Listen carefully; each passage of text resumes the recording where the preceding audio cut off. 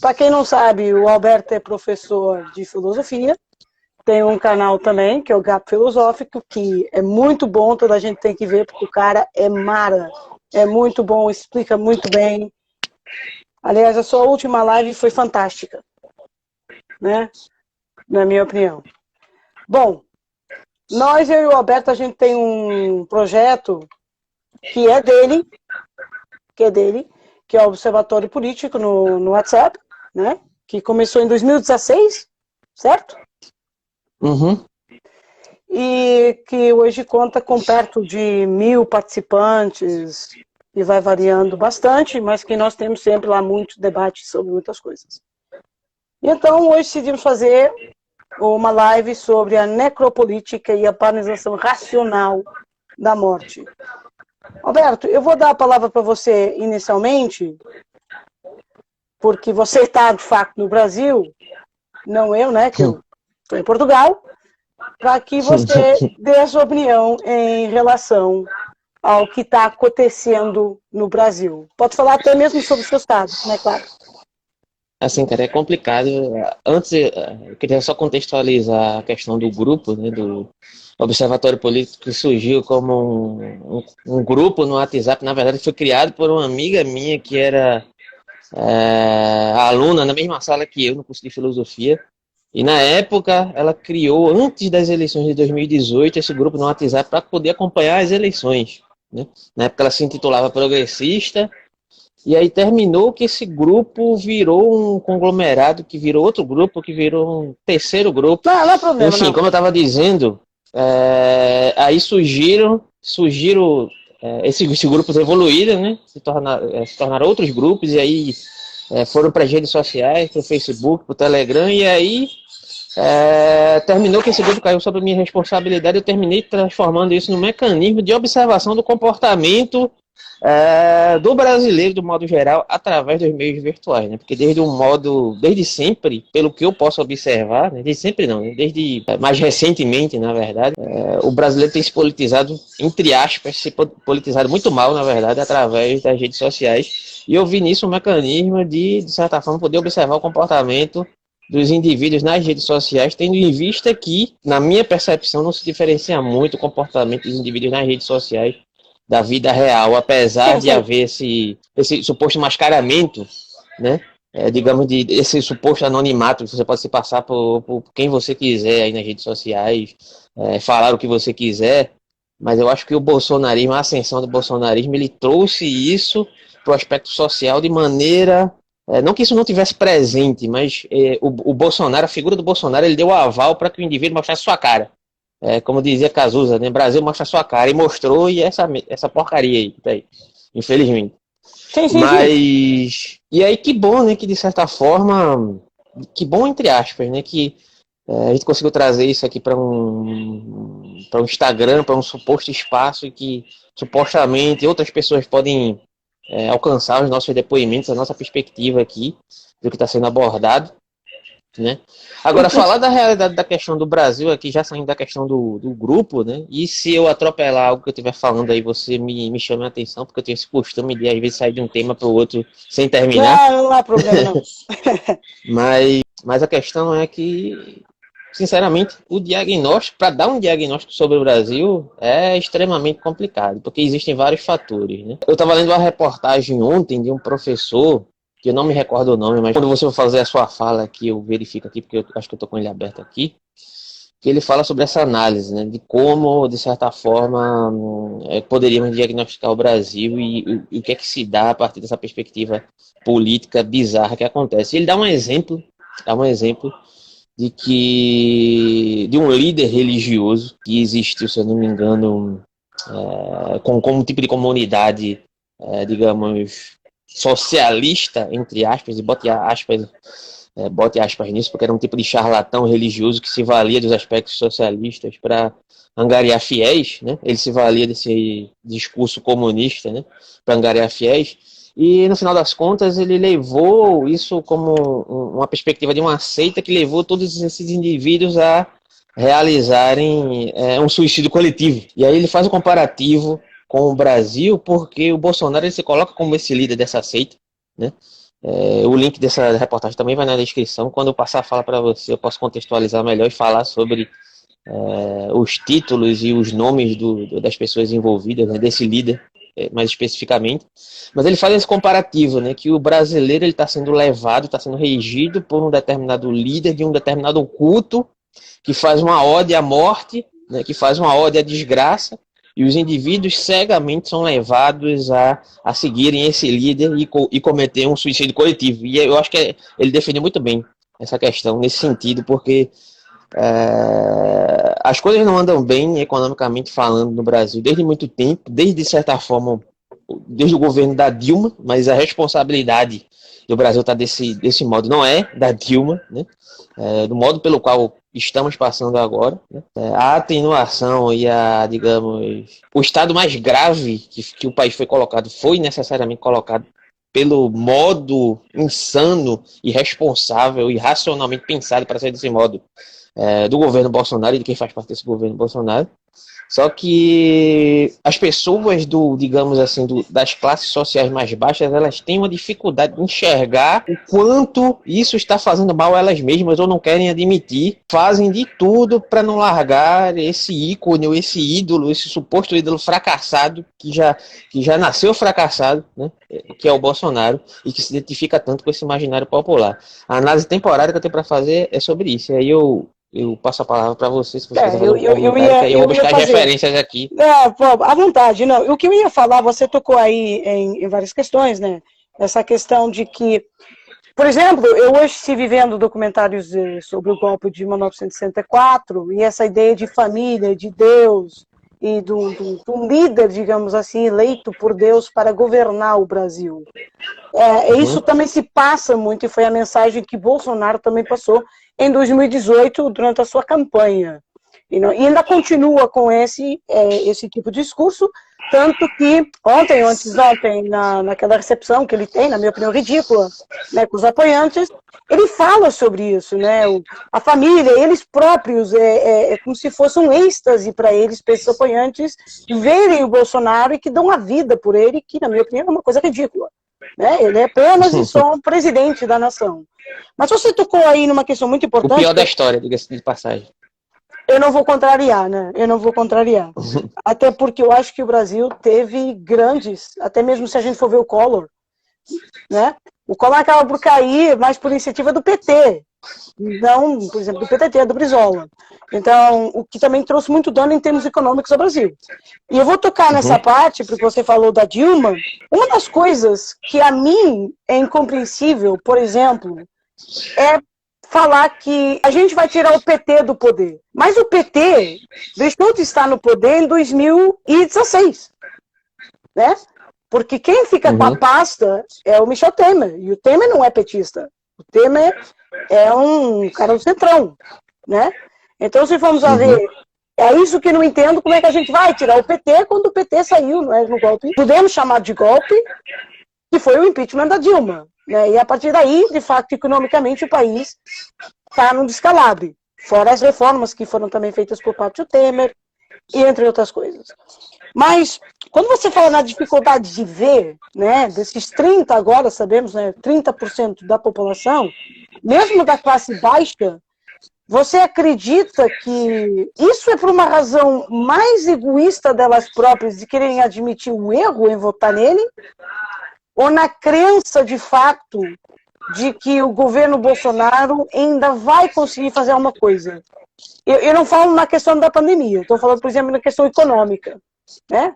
Porque se nós formos ver em termos de economia, o Brasil, as 3 maiores empresas brasileiras perderam 100 bilhões de reais, né, nas últimas semanas, né, desde janeiro até agora. Isso é uma perda tremenda. Então eu te pergunto, você acha que, na sua opinião, como filósofo, né, como alguém que olha para a realidade de outra forma, que não, uma forma mais filosófica, mais teórica, se você acha que essa dificuldade de ver ela é egocêntrica, se ela para se tentar colocar num patamar de elite, de um pensamento que de fato é elite quem apoia o Bolsonaro, não é gente pobre, né?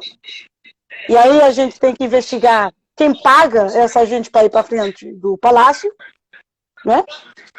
Ou se é simplesmente por não verem uma solução no Brasil, em termos políticas, para apoiar. Assim, eu acho que é um conjunto de fatores, né? Mas só para ressaltar aqui as referências que eu utilizei, o professor que faz essa análise, esse comparativo, é o José Luiz Fiore, né? E o caso é o caso do pastor Jonestown, que eu vou deixar aí na descrição, né? Eu creio que tenha sido nos Estados Unidos. Sim, foi nos anos 90. Nos anos 90 nos Estados Unidos. Sim.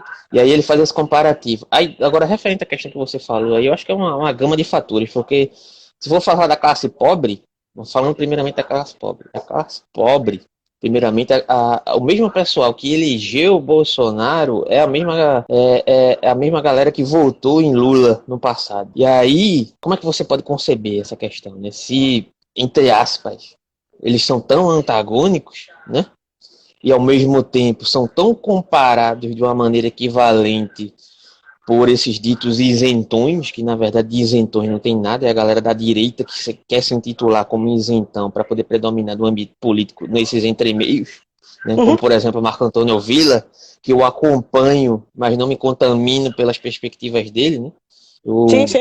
Eu utilizo o que é válido dentro da minha percepção e o que é descartável eu descarto, como por exemplo esse comparativo que ele utiliza de dizer que não está comparando Lula a Bolsonaro, mas ao mesmo tempo comparando, porque ele não quer ser visto como alguém que coloca Lula no mesmo patamar que Bolsonaro, porque ele já viu que isso não é jogo para ele. Porém, ao mesmo tempo, ele faz um comparativo de maneira, entre aspas, velada, né? Aí, se você é um indivíduo, digamos, que não percebe essas nuances, você engole os diagnósticos dele, mesmo ele discursando que não está fazendo esse diagnóstico, né? Aí tem essa questão. Sim, mas também agora, nós temos que...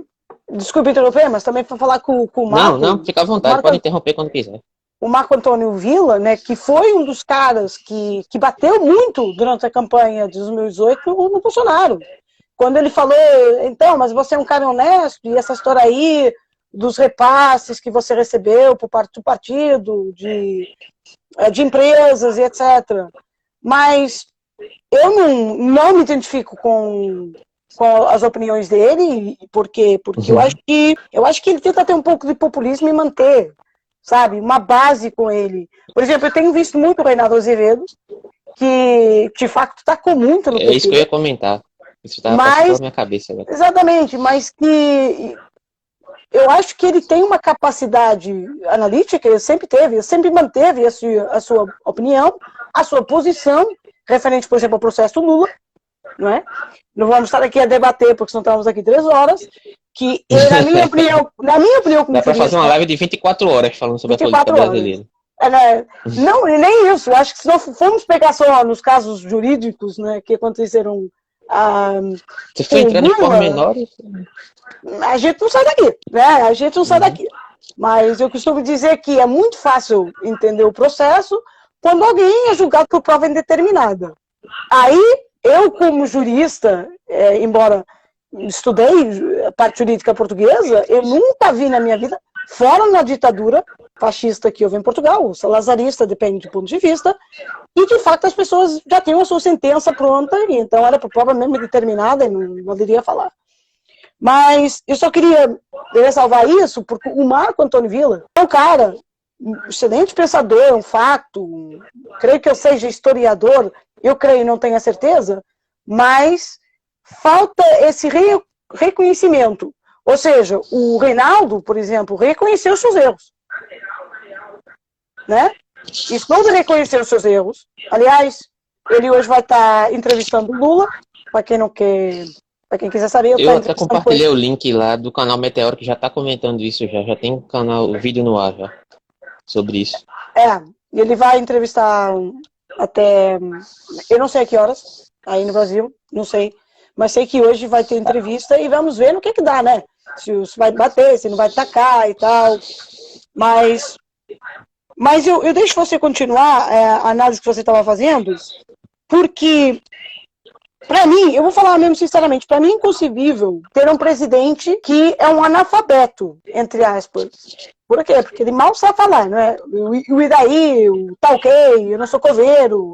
Nós já vamos entrar na história da pandemia, que vamos ter que entrar, infelizmente.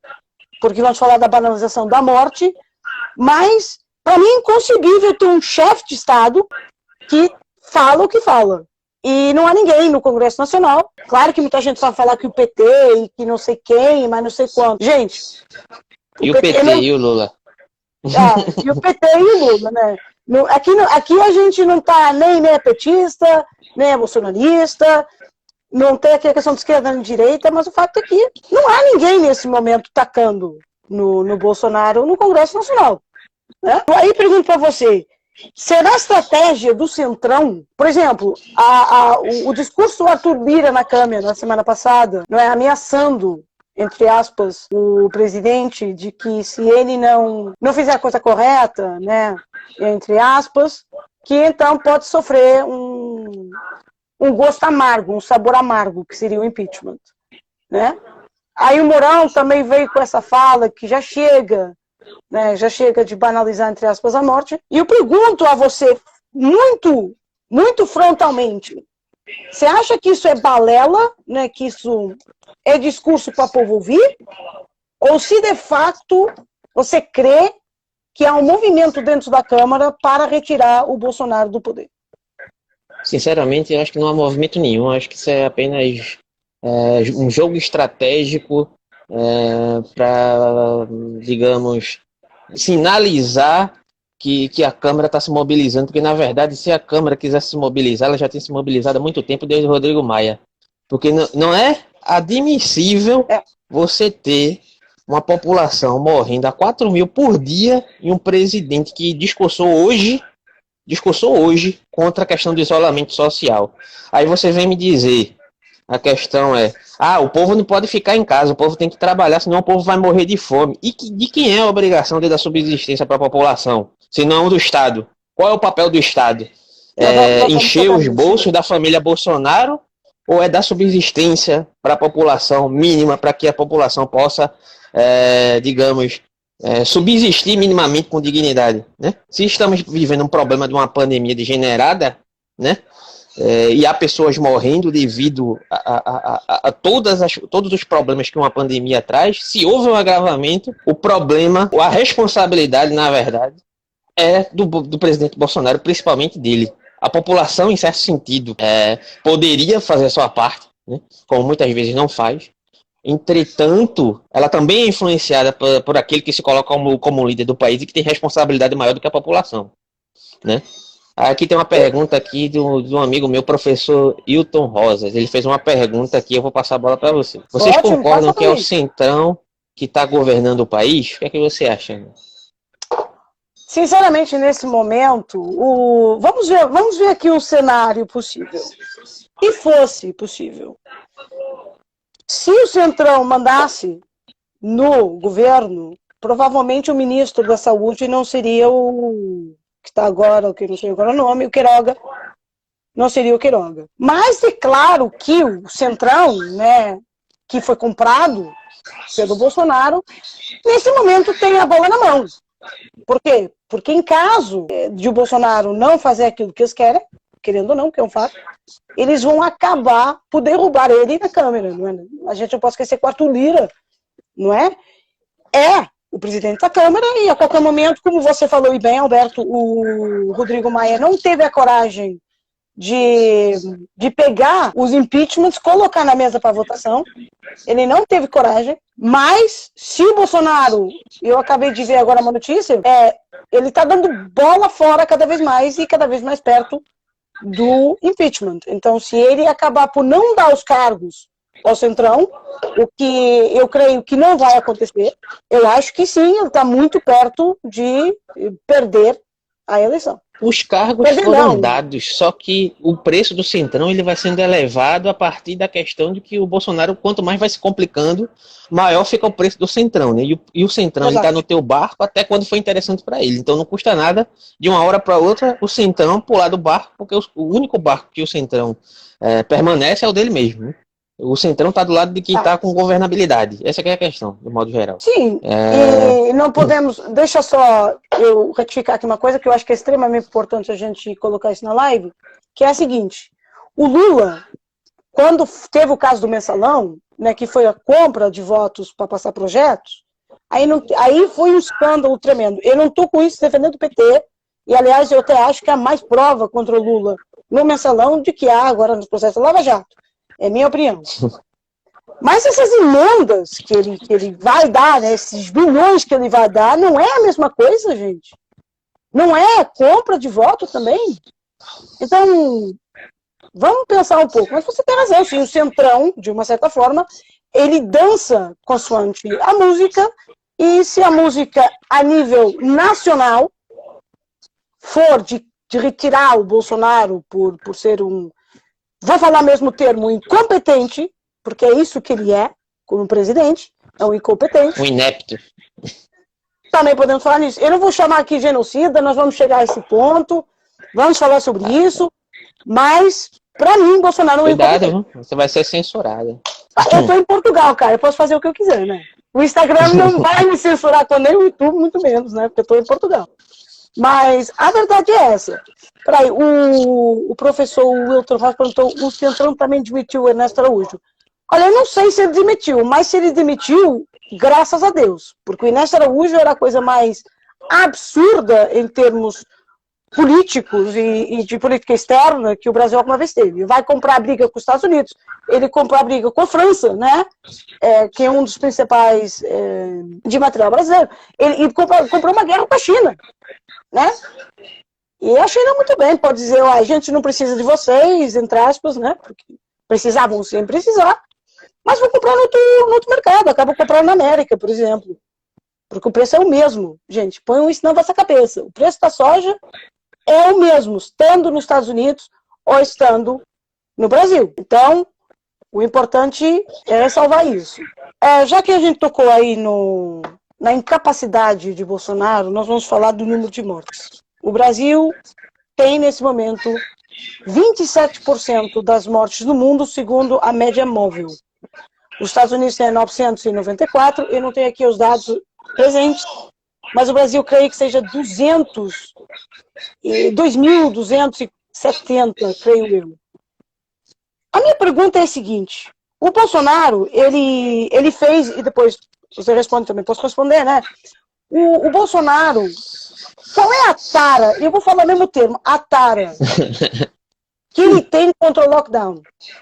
Cara, essa é uma questão que faz parte da concepção de necropolítica, que inclusive isso de certa forma está delegado a um filósofo chamado Achille Mbembe, o camaronês, que ele elabora essa questão do discurso que faz parte do discurso, que fez parte também do discurso nazista, a partir dessa concepção de supremacia. E ele diz que esse discurso de supremacia, né, ele está ligado necessariamente com esse liame de superação acerca da perspectiva da morte, né? Ou seja, em nome de um determinado bem comum, né, eu me coloco, inclusive, com o direito de ignorar vidas, ou de considerar que a vida de determinados indivíduos ou de determinados grupos, elas são irrelevantes. Por mais que isso não faça parte do discurso abertamente, né, por mais que você entenda que você seja um bolsominion, né, fanático, e cria que Bolsonaro, de certa forma, ele advoga pelo melhor do Brasil, mas as consequências daquilo que ele fala são diretamente ligadas a fatos que desembocam na morte de várias pessoas todos os dias em ascendência no Brasil, desde que se iniciou a pandemia. Se você observar lá no livro do Mandetta, por mais que você goste da figura do Mandetta ou não, desde o dia 28 de janeiro, Bolsonaro está sendo alertado sobre a gravidade da pandemia, e desde 28 de janeiro de 2020, Bolsonaro cria políticas de enfrentamento ao enfrentamento à pandemia, ou seja, ele é o principal indivíduo que se coloca contra as medidas que deveriam ter sido tomadas há um ano atrás, né, para poupar vidas. Aí depois ele não quer ser chamado de genocida?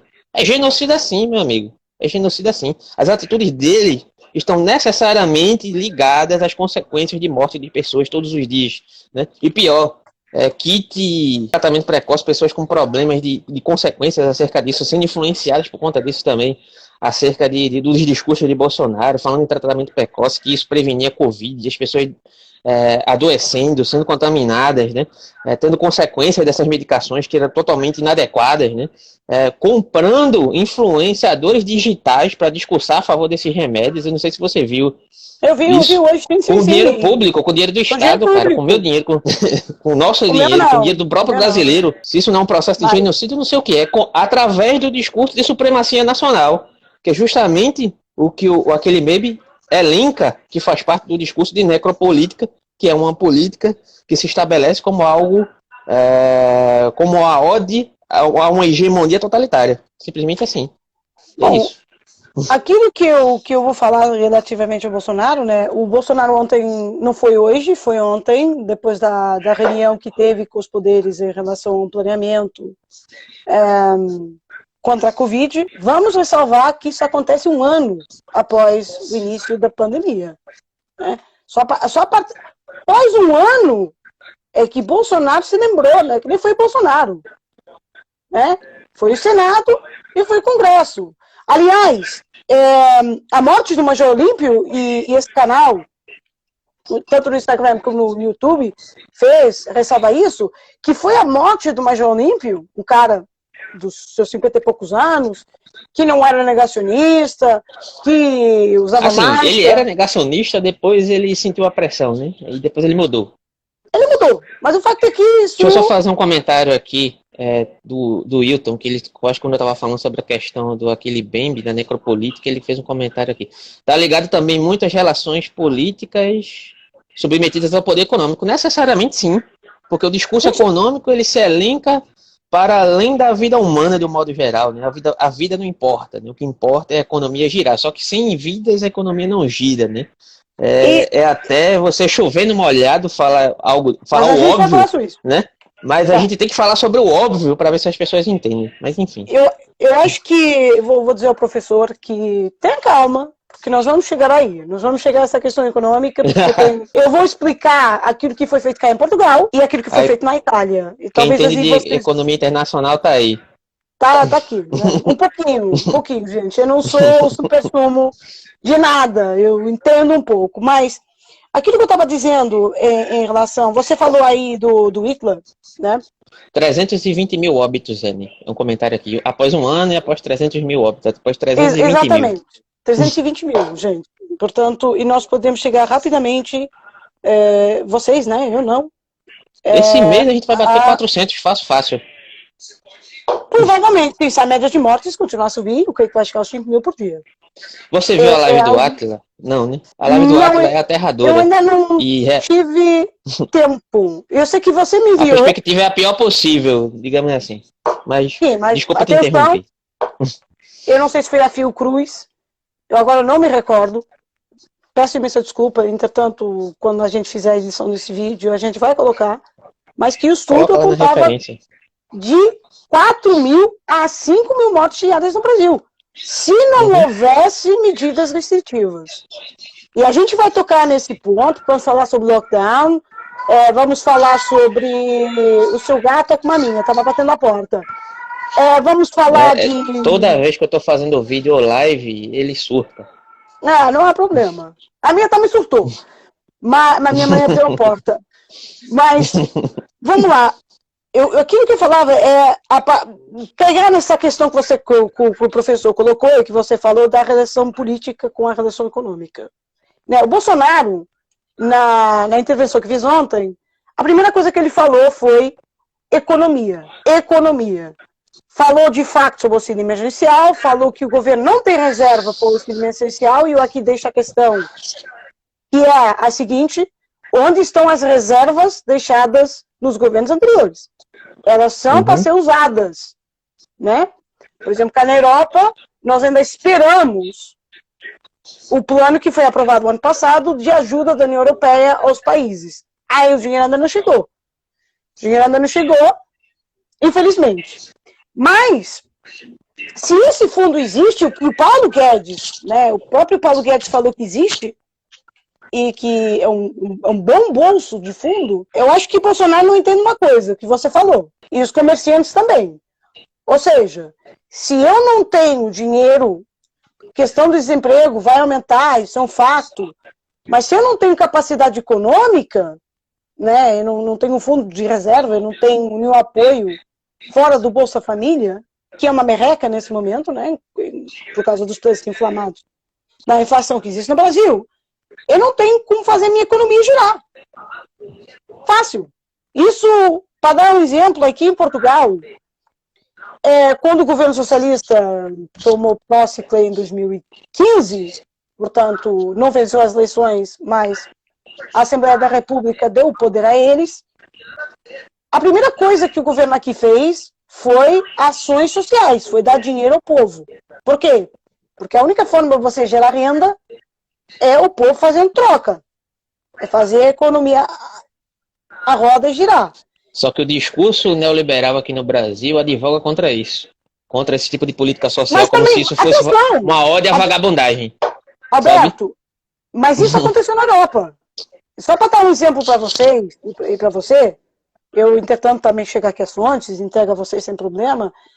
Portugal, que tinha que seguir determinadas regras da autoridade, ele foi visto como um revolucionário. A Europa disse, não, você está maluco? Não. Essa tal ideia que você falou, neoliberal. O fato é que, depois de implementar essas medidas, de apoio social, de reformas que houve sociais também, nós saímos da crise. Pela primeira vez em muitos anos tivemos um superávit e a Europa deu razão a Portugal. Né? E até aplaudiu e falou que, olha aí, a forma de sair da crise financeira, né? Que a gente estava desde 2010, creio eu. Então, os países têm que entender que, perante uma pandemia, e eu vou falar, como todos falaram aqui, líderes europeus, foi de que ninguém vai crescer economicamente. Né? Porque, por exemplo, isso é um fato. Se não há tráfego aéreo entre o Brasil e Portugal, né? Eu até posso comprar uma Havaiana do Brasil num varejo qualquer, mas ele não vai chegar cá por avião. Ele vai ter que esperar para sair de barco, entende? Então, há toda essa questão, né, de economia, claro que eu podia estar aqui 2 horas falando sobre isso, mas que se você não tem um bom... Aliás, os fatos, Bolsonaro, contra fatos não há argumentos. Quando o Bolsonaro deu, que não foi o Bolsonaro, foi o Congresso Nacional, deu R$600 para a população mais pobre, a economia subiu. A economia subiu. Por quê que subiu? Vamos fazer aqui só um testezinho, Alberto, e você vai me ajudar? Eu te dou R$200 e tu é pobre. Aí você o que vai fazer com esses R$200? Você vai ao supermercado, né? Você vai ao mercado, você vai fazer compra. Qual é a receita que o Estado vai retirar desses R$200 que te vai dar? Vai buscar em imposto direto na compra e também depois ao supermercado. Ou seja, há um retorno através da taxação, né, da tributação também para o governo. E há um bem-estar social que é instalado. Isso, gente, não é socialismo. Isso se chama o bem-estar social. É um Estado social. Isso não tem nada a ver com socialismo, nem com comunismo. Se bem que eu adoro o fato de que vocês não sabem o que é um comunismo. Nem um comunismo, um social-democrata, vocês não sabem isso. Né? Embora o Centrão seja social-democrata, por exemplo. E não deixa de ser socialista num fato. Mas vamos tocar nessa questão das mortes. O Mandetta, no livro que ele colocou, que ele publicou, aliás, ele fala Paciente do chamado plano... Brasil. Exatamente, Paciente Chamado Brasil. Ele fala sobre o plano que apresentou o Bolsonaro, na altura, creio, de 100 mil mortos, ou 200 mil mortos, se nada fosse feito. Né? Creio eu. Não tenho certeza, tinha que reler o livro. A pergunta que eu faço é a seguinte: teria o Bolsonaro medo, eu creio que tenha, de que o ministro da Saúde tomasse o protagonismo nesta pandemia?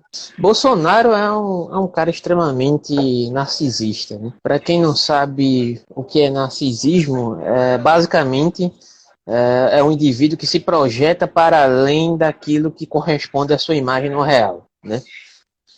O que é que o que foi que, de certa forma, fez com que estabelecesse, digamos, conflitos entre a relação dele e Moro? Foi justamente essa questão também, de um suposto protagonismo do governo.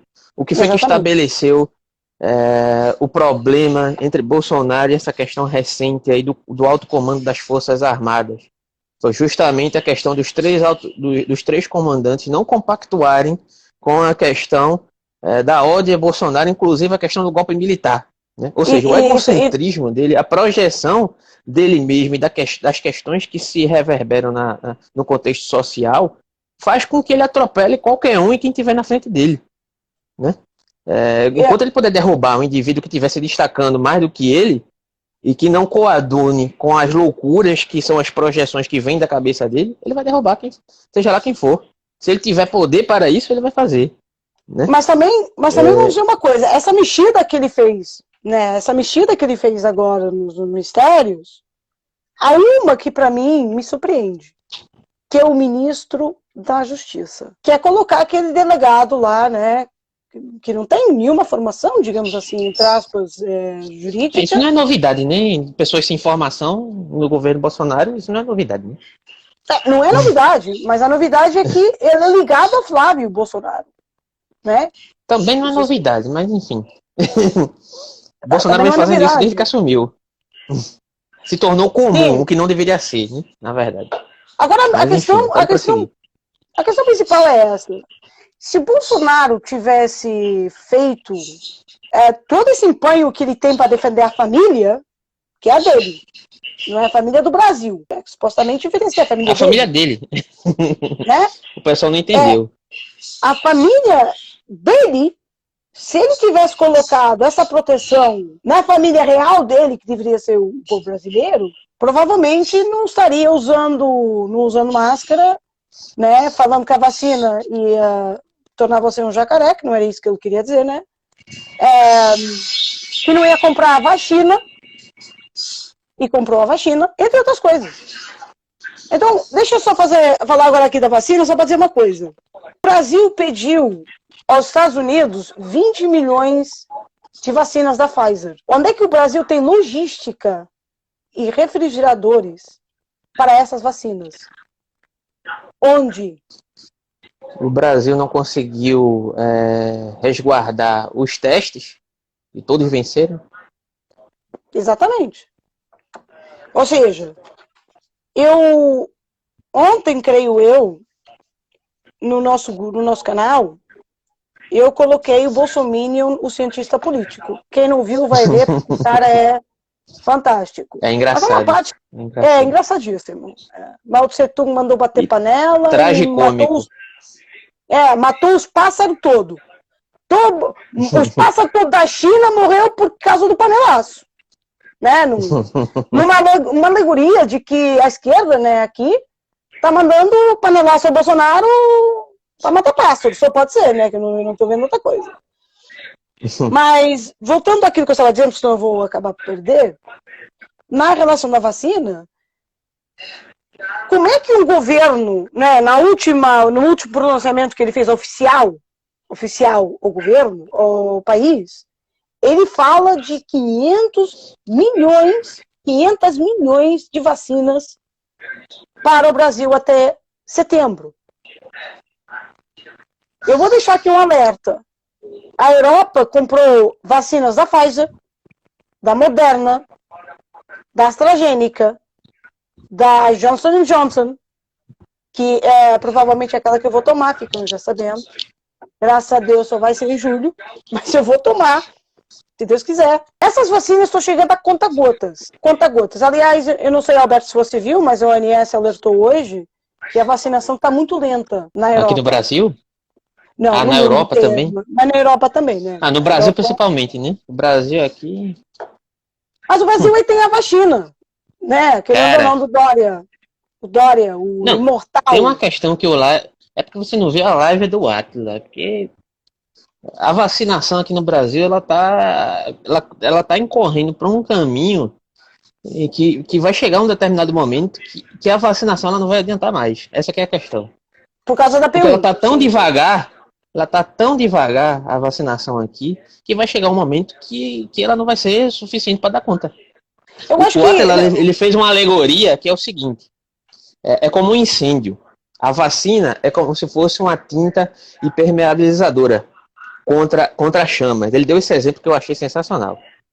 Então, se você está ocorrendo um incêndio em um determinado local e você tem uma determinada tinta que é impermeabilizadora, que pode fazer com que não pegue chamas em outras casas que estão próximas, e o ritmo pelo qual você pinta as casas, ele é muito mais devagar do que aquele pelo qual você está apagando as chamas, e o apagar das chamas aqui seria equivalente ao lockdown e ao isolamento social, né? Exatamente. Não adianta, porque se você não fizer o lockdown, se você não fizer a vacinação acompanhada do isolamento social, vai pegar fogo em tudo quanto é casa, não vai dar tempo de pintar todas as casas. Deixa só eu pegar... Deu para entender aonde ele quer chegar? Não, deu, eu não vou adianta tentar... fazer a vacinação se não controlar a contaminação, meu amigo. Exatamente. E eu então queria só explicar para vocês uma coisa que, para eu não esquecer, em relação ao que está acontecendo. O estudo, a ciência já provou, tanto que a de Oxford, a variante de Oxford é mais mortífera, em 60%, é muito mais transmissível. O mesmo aconteceu com a de Manaus. Mas no Brasil agora há uma nova, que é a P1. Né? Ou seja, as pessoas têm que entender que... Já identificaram uma variante africana aqui já também, viu? Essa notícia saiu ontem. Deve ser a sul-africana. Mas aqui na Europa eles conseguiram controlar a sul-africana. Não apareceu aí uma coisa gigantesca. Mas vamos dizer uma coisa. Se a gente não parar as mutações, as variantes, elas vão ficando mais fortes. Aí a vacina pode não ser suficiente. É isso que o Alberto e que o pensador, o Atla, falou, exatamente isso. Ou seja, cada corpo, né, o vírus sofre uma mutação. Então, quando passa para outro, sofre outra, e etc, etc, etc. Isso é extremamente perigoso. Embora os laboratórios falem que não há problema e que as vacinas continuam sendo capazes de combater essas variantes, não temos bem certeza, né? Então, mais estudos têm que ser feitos, então não basta a vacinação no Brasil. Por quê? Porque você pode vacinar toda a gente, mas se as variantes andaram aí, elas vão reinfectar. E a gente não sabe qual grau de agressividade ela vai ter, né? Mas deixa eu pegar no que o Atla falou, dessa questão de combater o fogo, para falar do lockdown. Eu vou explicar para vocês o que foi feito aqui em Portugal. Portugal entrou no primeiro lockdown em março do ano passado. Creio eu que tenha sido a 14, 15 de março, eu não tenho ou 18 de março, mas foi por volta disso. Nessa altura, Portugal tinha 20 casos confirmados de Covid. Não tinha 1.000, não tinha 2.000, tinha 20. E, de fato, o governo português parou a economia. Parou tudo. Parou, toda a gente ficou enfiada em casa, ninguém entra, ninguém sai. Aí foi um vucu-vucu tremendo. Sem falar que nem havia máscara nessa altura. Eu vou tocar nessa questão do lockdown e da economia. O governo português aqui trabalhou com seus parceiros econômicos, trabalhou com as associações, com os sindicatos de trabalhadores e com os patronos, para conseguir fazer um acordo e protocolos sanitários. Ou seja, a única forma das empresas voltarem a abrir é se tivessem álcool gel, distanciamento social dentro da empresa, o uso de máscara obrigatório, a checagem de temperatura obrigatória em todos os locais da empresa e, em caso de haver alguma infecção, que fosse reportada, nesse caso, ao Ministério da Saúde através de uma plataforma. Vamos ver agora, nesse segundo lockdown que houve em Portugal, né, que foi muito agressivo em termos de mortes. Portugal chegou a ter 300 mortes por dia. Nós chegamos a ter 15 mil casos e 300 mortes por dia. Hoje nós temos, acho que foi hoje, 11 mortes e perto de quase 400 infectados. Isso por dia. Ou seja, o lockdown, aquilo que permitiu ao governo português, foi parar enquanto era tempo.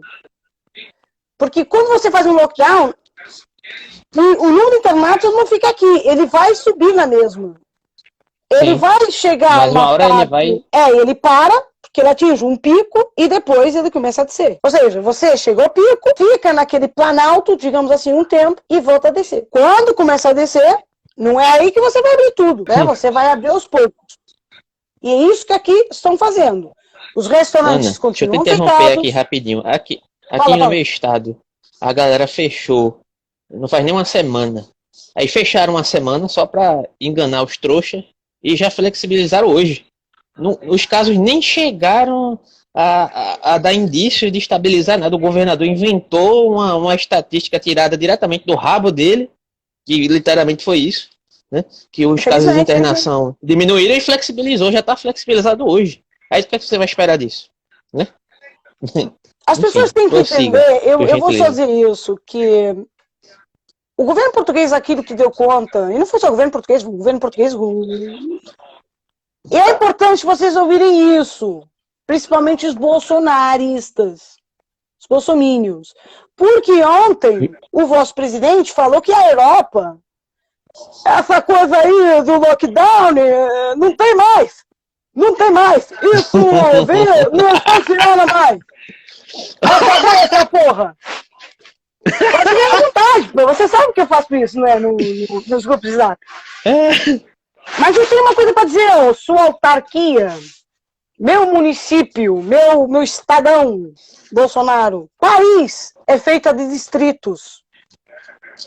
Tem um distrito que está fechado, entre outras cidades dentro da Europa que estão fechadas. Não se fez um lockdown geral.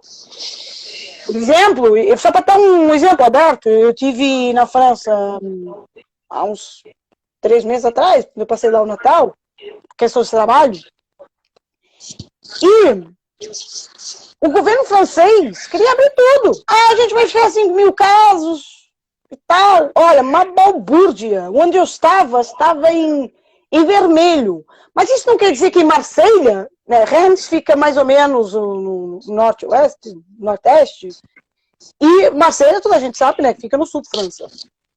Tava normal. Então, eu não vou fazer um lockdown geral num país só para dar a entender o Bolsonaro. E você, Bolsonaro, não precisa fechar o Brasil. É impossível fechar o Brasil, de qualquer das formas. É impossível.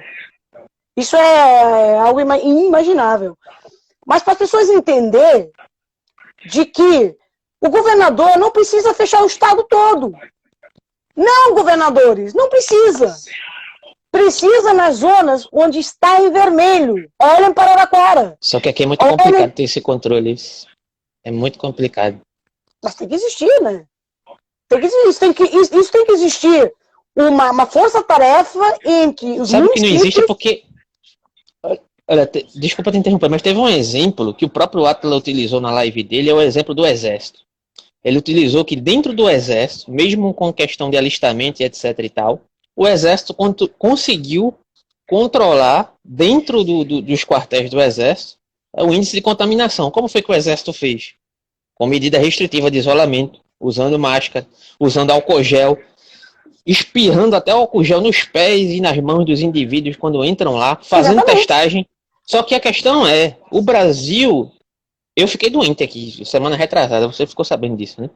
Provavelmente foi coronavírus, mas eu não tinha nem pra onde ir fazer testar nada, porque não tem possibilidade de fazer testagem aqui no Brasil. Aliás, então, uma coisa é você pegar uma questão de organizacional, que é delegada a uma instituição, que é o Exército, que pode se organizar, que pode se fechar em si mesmo. Outra coisa é você expandir isso para a questão do Brasil, do modo geral, principalmente um Brasil totalmente desorganizado, que é esse de Bolsonaro, que não tem perspectiva de nada. E aí... isso se expande não só pela responsabilidade do Bolsonaro, mas também a questão de uma pressão que ocorre do empresariado e dos estados em cima dos governadores e prefeitos para poder abrir tudo, né? Porque eles precisam ganhar dinheiro independentemente de quem morra, né? E aí você não está muito preocupado em fazer uma questão logística e organizada para poder dar conta das contaminações e das mortes. Você está preocupado só se ele vai dar pressão do empresariado e fazer o empresariado ganhar dinheiro e pronto, acabou. Mas Essa é a questão, né? Vamos ver uma coisa. E aqui eu falo para o empresariado brasileiro, né? Porque as pessoas acham que, como a gente viu, não é, no grupo do Zap Zap, quem é o motoboy acha que é empresário. Minha gente, você não é empresário. Você é um trabalhador independente. Agora, empresário, meu irmão, você não é.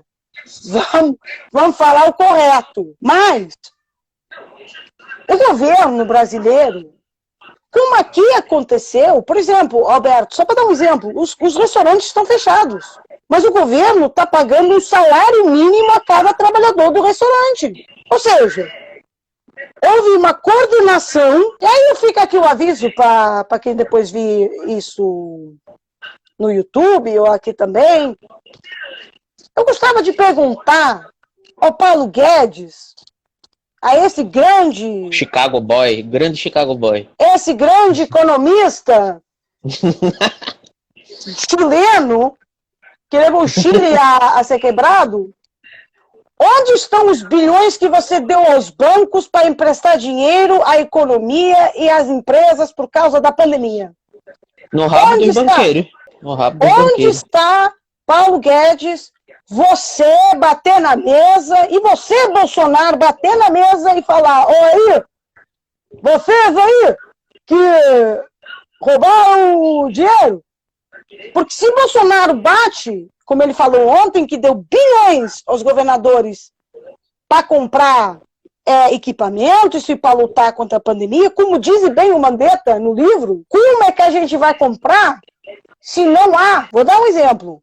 Portugal. Esse dinheiro que Bolsonaro diz que deu aos estados é algo que já está delegado na Constituição de um repasse obrigatório. Isso não é dinheiro do que concerne a questão da pandemia, não. Ele se utiliza de algo, de uma distorção, de algo que já é obrigação do Estado fazer, né? Como se ele tivesse tirado uma verba a mais e dado para os estados acerca da pandemia, o que não é verdade. Mas mesmo que... Mas, porventura, se eu tivesse feito naquela mente brilhante dele, né? Vale lembrar, meu povo, que na reunião ministerial que ficou conhecida, Paulo Guedes diz que se lasquem os pequenos e médios empresários. O que importa são os grandes empresários. Eu não estou dizendo mentiras, não. A gente pode colocar aqui o vídeo, depois, na edição. Eu não, o Alberto vai fazer, que o Alberto é que é o gênio dessas coisas. Eu só sou o gênio de mandar umas bocas. Mas, se isso tudo foi planeado, né? Ninguém, qualquer pessoa, uma microempresa, uma pequena empresa, uma média empresa, vai ficar revoltada com o fato de fechar, porque vai receber os apoios do Estado, ou os apoios dos governadores, né? Tem uma série de questões aqui que as pessoas estão colocando aqui. Deixa eu ler algumas delas. Lê para poder responder, porque sabe para que eu ler, não tem ponto. Hilton de novo. Toda a esquerda mundial quer derrubar o Bolsonaro, é o que eles dizem. Peraí, deixa eu vou buscar uma coisa para vocês. Mas eu acho que isso é uma ironia, mas enfim. O lockdown restritivo deveria ser no mínimo de 21 dias para diminuir o colapso dos leitos. Somado a isso, deveria ter o rastreamento do vírus com testagem em massa. Isso é o que deveria haver desde o começo, né? Que nunca foi feito, na verdade. A testagem em massa, os testes, um tipo de teste que o Brasil adquiriu estava vencendo lá, né? E o que o Pazuello fez foi alterar a data de vencimento dos testes para poder prorrogar, e eles continuam vencendo lá. O boneco da Michelin, como eu chamo ele? O boneco Pauzoeiro. da Michelin. O Pauzoeiro. O homem da logística, mas que para entregar uma vacina que deveria ir para um estado foi para outro. Mas é um especialista em logística. Coitado dele, né? Me desculpe, Pazuello, mas você é incompetente também. Aí o Wilton acrescenta aqui: aliado a isso, a vacinação organizada e objetiva, o que não está ocorrendo também. Anne, sobre o auxílio. Fala aí. Inclusive, essa criatura será reeleita. Olha, eu acho que no momento essa questão do auxílio ela está um pouco complicada para o Bolsonaro, porque o auxílio não é suficiente. São R$150. Está demorando demais para sair e é um auxílio ridículo. Eu acho que nesse momento esse auxílio não vai fazer a popularidade dele crescer, não. por conta da situação, que é muito mais agravada, por conta do valor, que é ridículo, e por conta da extensão, que é ridícula também. Naquele momento, realmente, a popularidade dele subiu porque estava tudo a favor, né? Mas também porque eram apesar 600 do reais. valor também não ser um valor adequado. Né? Mas naquele momento, ele conseguiu influenciar a população com aquele discurso. Mas eu acho que esse auxílio agora não eleva a popularidade dele, não, porque a situação é outra. Exatamente. Aí ela segue aqui dizendo: o economista que não sabe fazer orçamento. O orçamento de 2021 foi aprovado com um rombo de 17 bilhões. Verdade, isso aí. Aí uma questão econômica para você dissecar. Aí você continua o que você estava falando, e se quiser comentar essa questão. Sobre a questão sobre os 17 bilhões, né? Sobre o rombo nas contas. O orçamento ridículo que foi aprovado aí, que vai ter que ser refeito de todo jeito. Olha, felizmente sobre o orçamento, eu ainda não tive tempo de o ler. Portanto, eu não vou poder opinar sobre o orçamento. Eu sei que já me falaram que o orçamento é péssimo, que é ruim. Mas assim, gente, vindo desse governo, né, tudo é ruim. Não dá para esperar muita coisa, né? Eles retiram da educação para dar ao exército, né? Eles compram leite condensado. Exatamente. Comem leite. Quem é o exército, meu Deus, no mundo, que come pizza? Aí, Alberto, você que é de fitness e tal, né? Você vai dar pizza pro seu atleta? Não vai dar pizza, né? O governo é incompetente até para inventar mentira, cara. Até nisso. Né? Chicla. Chicla? Vocês acham que eles mascam chicla? Isso não é um desrespeito? Eles devem ter um tempo danado. Eles estão correndo no meio do mato mascando chicla. Né? Superfaturado. Né? Como se, sei lá, uma caixinha de chiclas custa R$1, não sei, deve ser para 3 ou 4, não sei o preço. Aí eles vão comprar 4, vão comprar a 10. Isso então, é desvio de dinheiro público, cara, tá na cara. É pior que a rachadinha. É a rachadinha presidencial. É o que eu chamo. Isso é uma rachadinha presidencial aí. Não, mas para acabar essa questão que eu estava falando dos empresários, e aí o professor Hilton falou de 21 dias. 21 dias não chega para nada. Portugal ainda estamos em estado de emergência. Atenção. Não é estado de sítio, não, Bolsonaro. Não é. E já agora, falando nisso, eu estive vendo a vossa Constituição, e de fato o Marco Aurélio tem razão quando diz que, já que não há um plano de combate à pandemia, aí cabe sim a cada estado e a cada município. Leiam a Constituição, tá um favorzinho. Se bem que a vossa Constituição é muito má, é ruim. A vossa Constituição é ruim. Eu não tenho mais nada a dizer que é ruim. Eu te vendo e que é uma coisa ruim. Mas o lockdown para funcionar é necessário, como a Ata falou, né, Alberto, diversas coisas. Que é implementar atos sanitários, né, o uso de máscara. Atenção, o uso de máscara certificado, gente. Isso aqui não existe. Né? Não, só existe máscara de pano aqui no Brasil. Isso aqui não existe, não. Eu não posso mostrar para vocês, porque senão eu vou ter que pedir a minha mãe. Mas a minha mãe traz. Eu vou pedir a ela daqui um pouquinho, vou ter que mandar aqui um berro, depois o Alberto corta. E ela me traz, que ela sabe que eu sou engenheira. Tem que ser aprovada. Tem que ter filtração, não vale a pena. Senão vai passar. É a mesma coisa que você pegar e fazer isso, não é? Contra o fumo. O fumo passa.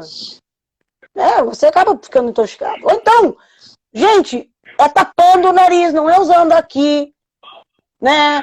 Não é usando aqui, porque o vírus entra. Usando no gogó. Exatamente.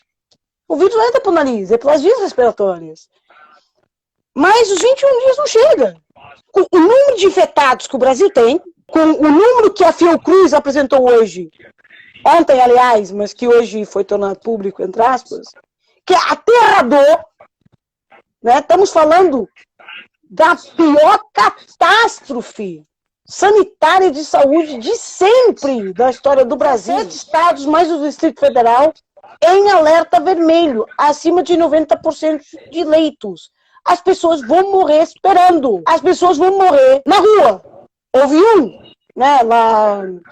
Tem na Bahia que morreu, foi comprar o tratamento precoce e acabou falecendo no meio da rua. As pessoas estão morrendo. Falta medicamentos, falta anestésicos. Vai demorar 15 dias até receber. Então esse número vai ser muito maior. Aí eu questiono aos internautas, que não vão ser esses, porque a gente só tem uma pessoa vendo, não é facto, mas que outras pessoas vão ver, que assim pergunta, quem é que manda no Brasil? Já que ele fala que é ele que manda no Brasil e que joga dentro das 4 linhas da Constituição. Não é você, Bolsonaro? Não é você que tem que usar a máscara para dar exemplo? Porque você ainda hoje, lá com os seus apoiantes, dando abracinho, não tinha máscara não, meu querido. Distanciamento social não existe. Então você vem apregoar na televisão, né? É isso aí, a gente tem economia e vamos fazer essas coisas, e máscara e tal, mas aí não fala do isolamento social. Eu acho que para terminar também um pouco, de falar dos dados. Na Europa, de fato, nós temos lockdown. A gente tem lockdown. Vocês põem uma coisa na vossa cabeça, pesquisa na internet, porque há partes do mundo não, da Europa que estão fechadas, as cidades que estão fechadas. Já se fala em uma quarta onda, né? Olha, aqui no Brasil a gente está perdido entre a segunda e a terceira. Alberto, não sabe nem determinar. Eu, para ser sincera, eu acho que Portugal nunca teve terceira onda. Que aparece aí... Nós já sabíamos que a partir de setembro que os casos iam aumentar. Isso são os tais dados de que o governo trabalha, minha gente, com a Anvisa, trabalha com os municípios, trabalha com isso tudo, né, para ter os números certos. E nós já sabíamos que o número ia ser alto a partir de setembro. Portanto, desde setembro, os números foram mais ou menos, chegou a Natal, aí, né, não vou dizer um palavrão, mas foi o que aconteceu, né? Danou, né? Aí a culpa é do nosso primeiro-ministro, mas de certa forma né, que deixou o povo lá, vai lá celebrar. Aí eu me pergunto a mim própria, por isso é que a gente tem como principal a parte da normalidade, né, da morte, da banalização da morte. Como é que alguém...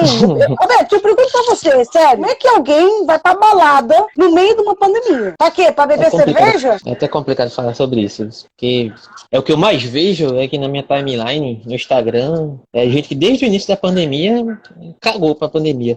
Agora, não dá só para responsabilizar apenas as pessoas por conta disso, sabe? Porque você vê uma pandemia que, do modo geral, ela nunca passa, né? Parece que você está preso num looping eterno da pandemia que vai entrar durante todo o ano de 2021, mais uma vez, e se brincar 2022, no mínimo a metade de 2022 também, né? Isso é certo, que faz com que as pessoas estejam estagnadas do modo geral, e isso envolve uma questão de uma dimensão social, uma dimensão psicológica, uma dimensão política muito grande, que traz uma pressão muito grande na cabeça das pessoas, né?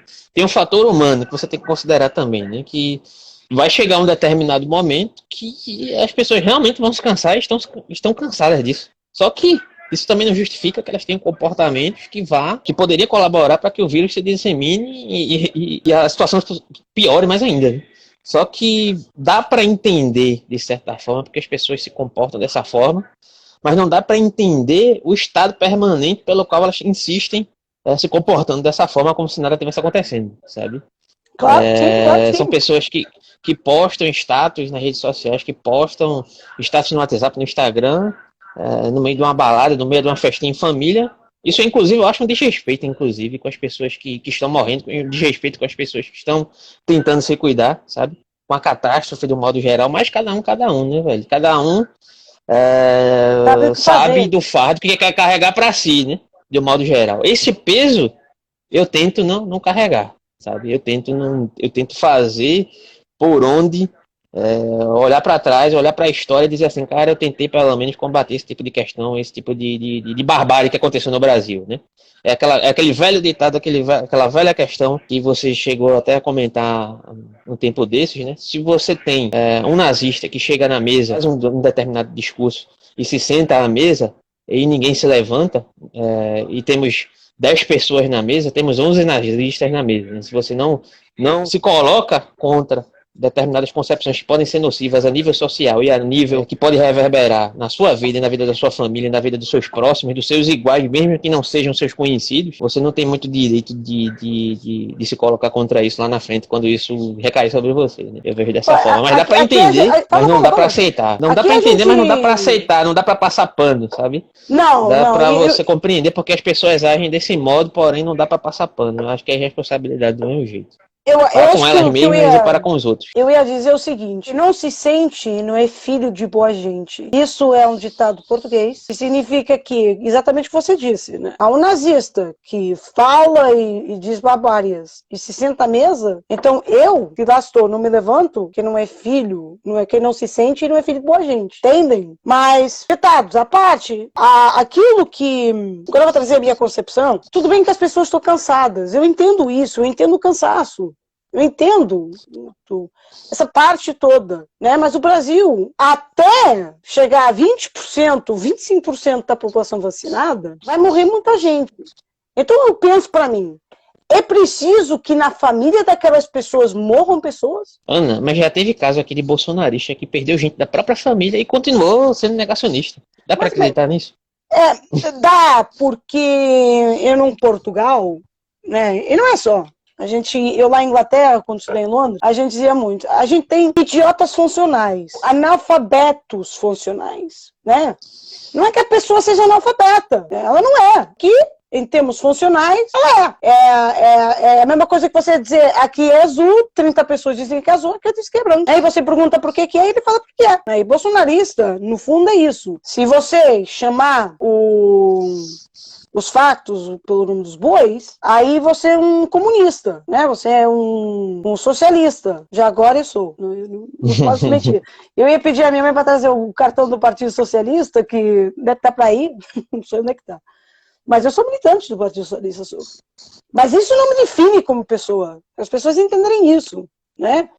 Nós podemos falar da questão do PT outro dia, porque eu acho que não vale a pena. O PT... E aí, PT? Mas o PT, para falar do PT, teria que ser uma live só pro PT. A gente há de fazer uma live sobre o PT, mas a gente vai deixar o companheiro Lula falar hoje com o Reinaldo Azevedo e depois a gente marca outra live e vai ver como é que essa ficou, se ficou boa, se não ficou, então a gente depois vê. Mas porque a gente também tem que estruturar aqui umas coisas, nossa primeira live tá funcionando. É assim, nem eu nem o Alberto somos expertos. Eu sou de política internacional, o Alberto dá porrada no pessoal, então aí fica aqui porrada no bom sentido, ele ensina a defender, que é muito importante. Então agora com os bolsominions tem que ser, aí agora vão ter porte de arma, não sei pra quê, qual é a tara que o brasileiro tem de carregar uma arma, né? Na verdade, veja só, essa questão do discurso de armamento do Bolsonaro, isso é um discurso que faz com que a galera do baixo clero, né, os pobres, os lascados, assim como eu, pobre não tem nem o que pôr no prato pra comer, vai comprar uma arma. E também vai tirar R$3.000 pra comprar uma pistola, a não ser que ele compre no mercado negro, pra ser preso ali na primeira esquina. Mas eu acho que é isso que vai acontecer, né? Mas eu vou só falar, já que você falou de arma e falou na ditadura, né? Até porque ontem foi o aniversário. Cara, 50, essa questão da ditadura, né?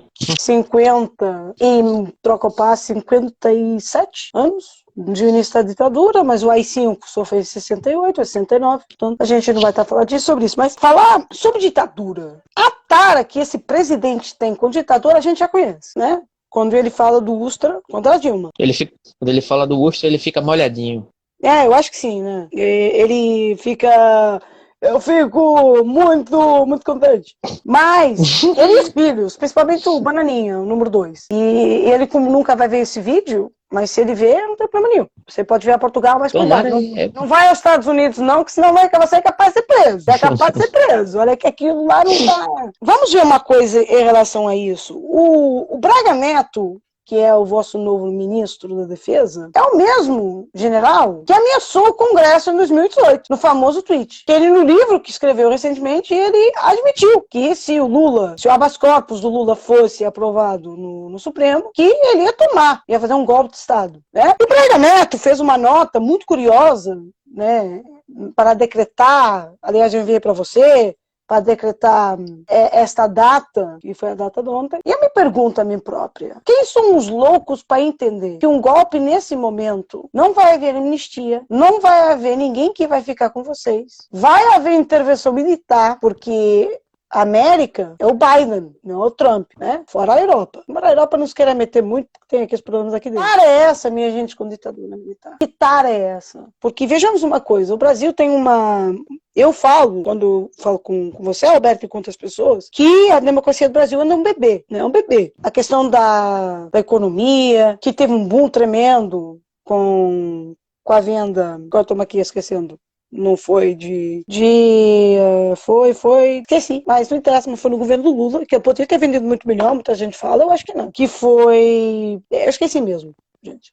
É muita coisa para minha cabeça. Mas, vejamos uma coisa. Por que o governo do Lula deu certo? Tinha caras muito inteligentes? Tinha. Mas porque ele manteve, eu acho que você vai concordar comigo, Alberto, muitos dos programas do Fernando Henrique Cardoso, ele manteve, né? Ele manteve, ele fortificou, ele juntou. O Bolsa Família é um caso desses, né? O Bolsa Família não é um plano criado por ele. Já existia vários subsídios que ele juntou no Bolsa Família. Mas agora a gente vai entrar aqui no PT, né? Vai ter que entrar. Aí eu me pergunto a você, e também depois nessa live que irá para o YouTube, como é que alguém tem tanto ódio? Eu não vou falar do PT, atenção, não é do PT. Mas de alguém que levou o Brasil a ser a sexta maior economia do mundo. Eu entendo a classe alta, eu entendo a elite, mas eu não consigo entender o exército. General Braga Neto, você nunca teve tanta regalia na sua vida como o exército teve. A amnistia não nos puniu, entrar. E a saída desses 3 generais e a entrada do Braga Neto, eu me pergunto, e pergunto a você, Alberto, se o golpe não está ao varrer da esquina, já que saiu agora uma estatística recentemente, eu mando para você colocar, de que o Bolsonaro tem uma grande percentagem das PMs. Basta ver o que a Bia Kicis, aquela intelectual fantástica, aquela mulher, e eu vou falar uma coisa pra vocês, que pega num caso de um lunático, um coitado, um PM, e surtou, que atacou os seus próprios colegas, a tiro, e é um herói nacional. Transforma o cara num herói. Eu pergunto ao Malafaia, o vídeo que ele colocou lá de Troca o Passe na Bahia, né? Lá de 2006, 2007, que ele colocou agora dizendo que está acontecendo isso na Bahia, roubando e assaltando. Quando isso foi uma greve que houve da PM. É isso que eles querem? Sabe, eu hoje quando eu vi Bolsonaro falar em fome, pra gente terminar a live, eu quero que as pessoas pensem no seguinte. E você também, Alberto, depois a gente faz uma participação de filosofia um dia desses. Ele falou de fome, né? Que o povo está morrendo de fome. O povo não está morrendo de Covid mais rápido do que fome? Tá morrendo de Covid e de fome. Sim. É triste dizer isso, mas essa é a realidade. O Brasil, quanto é que produz, Bolsonaro, em termos de alimento para o mundo? Quanto? Ah, agora você é comunista, né? Porque você é comunista para dizer, então, que se dê ao povo. Não. E para terminar, eu deixo isso. Eu escrevi uma vez que cada vida humana tem uma história. E tinha uma história para contar. Essa pessoa faleceu, ou porque não tinha leito, ou morreu sufocando em Manaus sem oxigênio, ou morreu sufocando numa UTI, à espera de um leito do UTI, melhor dizendo, numa UPA, também morreu sem oxigênio. E como é que alguém pode falar, como esse Queiroga, de racionalizar o oxigênio? Como? Alberto, você tem Covid, rapaz, mas tu é novo, né? Você chega sem ar ao hospital, é uma UPA, Não, cara, a gente vai te dar 2 minutos do oxigênio, aí a gente passa pro cara do lado, aí a gente passa pra você. Sabe o nome disso? É genocídio. O nome disso é genocídio. Porque sabe qual é a questão? Você falou um monte Você falou várias questões aí. Eu vou tentar encerrar minha fala aqui. Encerrar minha fala aqui para poder fechar a live. Né? Tem uma série de questões envolvidas aí. Você falou do Malafaia, você falou da responsabilidade do Bolsonaro, você falou da questão social e econômica do modo geral, mas de certa forma a questão do imaginário popular, de certa forma, né? Principalmente, você falou aí na questão de que você entende porque as elites elas se bandearam para o lado do Bolsonaro, porque de certa forma elas se beneficiam diretamente de quem está no poder. E aí não importa quem esteja no poder. Pode ser o Satanás, mas se o Satanás está me dando suporte, né? Naquilo que me interessa, eu vou apoiar seja lá quem for. E você não entende porque os pobres apoiam isso. O pobre, ele sofreu, de um modo geral, uma lavagem cerebral que foi feita também com responsabilidade da Dona Globo, com responsabilidade do senhor Marco Antônio Villa, com responsabilidade do senhor Reinaldo Azevedo, né?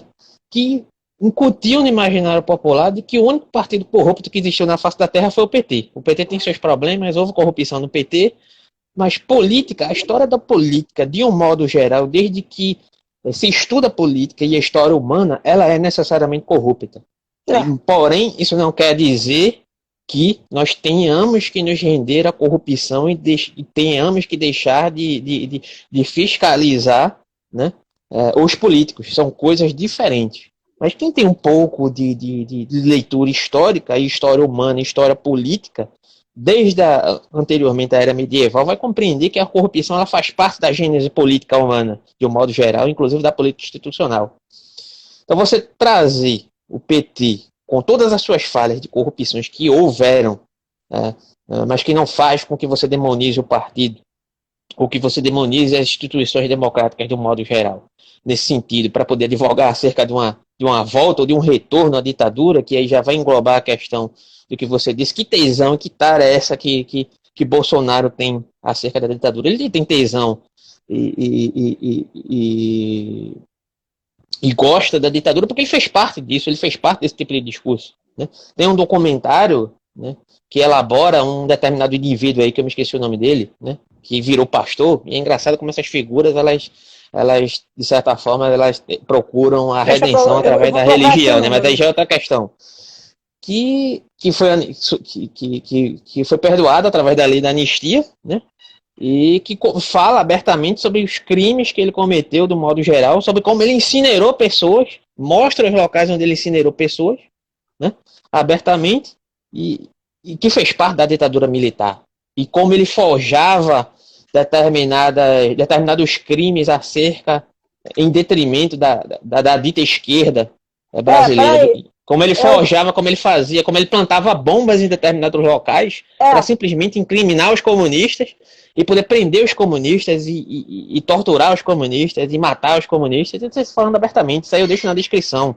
Né? Um documentário sobre essa figura, sobre esse personagem. O pastor Cláudio Guerra. É isso aí mesmo. Que trabalhou Ele trabalhou com um cara muito importante, mas sim... Ele era manda-chuva, ele desse documentário, ele diz, eu mandava no Brasil, de ponta a ponta, né? E aí o entrevistador pergunta a ele, né? Mas o que é que te levava a fazer isso? Era o poder, eu fazia parte daquilo, eu estava inserido naquilo. A mesma coisa do Bolsonaro, ele sempre esteve inserido com esse tipo de gente. Quem matou Marielle? A questão de Marielle. Indivíduos que estavam envolvidos, se não diretamente com o Bolsonaro, né? Pessoas da mesma, digamos, da mesma caterva da qual ele faz parte, sabe? Foi o vizinho dele, alguém que era muito próximo a ele. Por que Bolsonaro faz um ódio à ditadura militar? Porque ele é o tipo de indivíduo que faz parte desse tipo de agrupamento, né? Agora, existe uma questão de imaginário popular, de pessoas até mais velhas, né, que acham que na época da ditadura militar foi as mil maravilhas. Ah, na época da ditadura militar não havia crime, na época da ditadura militar não havia isso, não havia aquilo. Havia um comportamento e uma impossibilidade de se expressar acerca disso. Né? E poderia até haver uma determinada punição mais severa a determinados crimes, mas isso não era feito de uma maneira, digamos, pautada nas leis mínimas que deveriam ser instituídas. Se você fosse determinado como criminoso, você ia para a vala, meu amigo. Se você fosse visto como inimigo da ditadura, você ia para a vala, não importa. Exatamente. E não importa se o seu crime estava designado na lei ou não. Crime era o que a ditadura determinava que era crime, pronto, e acabou. Esse fim de papo, você ia para a vala e acabou. Né? Exatamente. E aí, aquilo, deixa eu só fazer um parênteses, exatamente aquilo que o Sérgio Moro fez. De agora. Não mandou para a vala. Perfeito. Não mandou para a vala, mas não fez as coisas dentro da lei. Mas a gente vai falar sobre isso. E aí, só para encerrar, além de tudo, existe esse suposto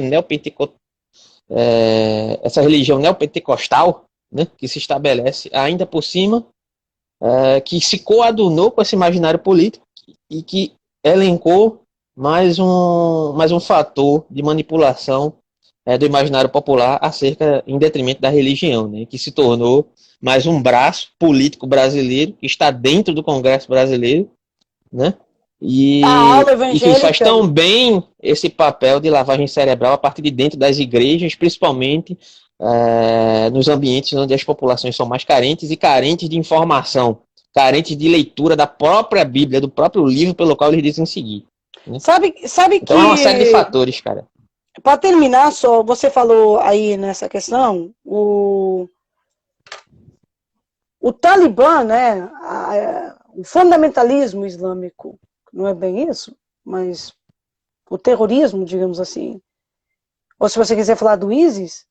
Mas o fundamentalismo, ele tem esse caráter pejorativo mesmo, mas isso aí eu deixo a gente fala no outro dia, porque falar de fundamentalismo... Senão...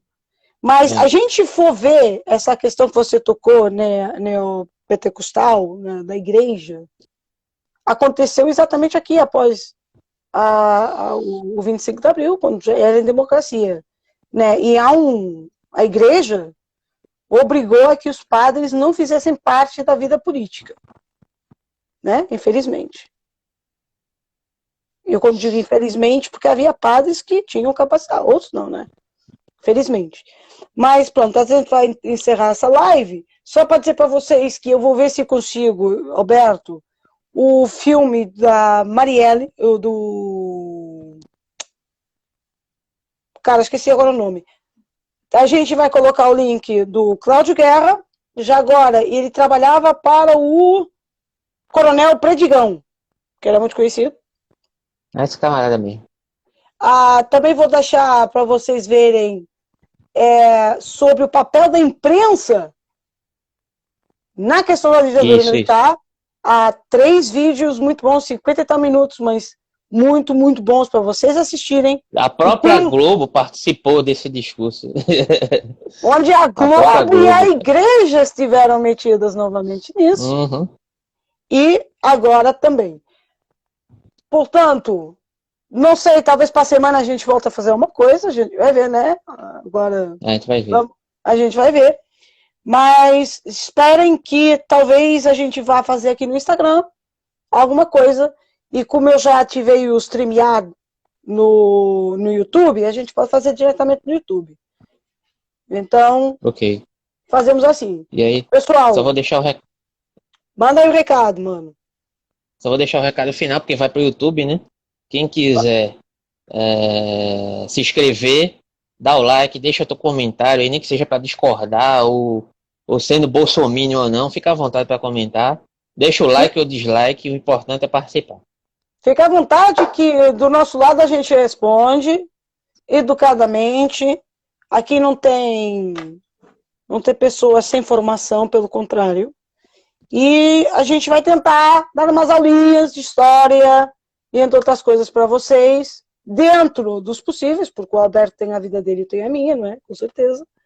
Mas vamos tentar. Não se esqueçam, deixem o seu like, ajudem a gente a crescer. E a gente espera, né, Alberto, pelo menos te ver próxima semana. A gente se vê todos os dias, né? Entre aspas. Né, entre aspas. Mas a gente se vê.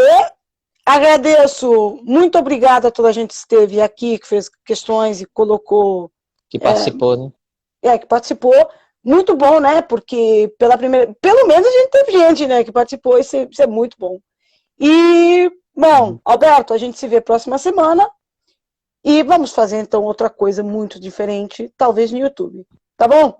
Meu querido? Valeu. Fique bem. Valeu, pessoal. Muito obrigado por assistirem. A gente se fala na próxima semana. Até a próxima. Valeu. Até a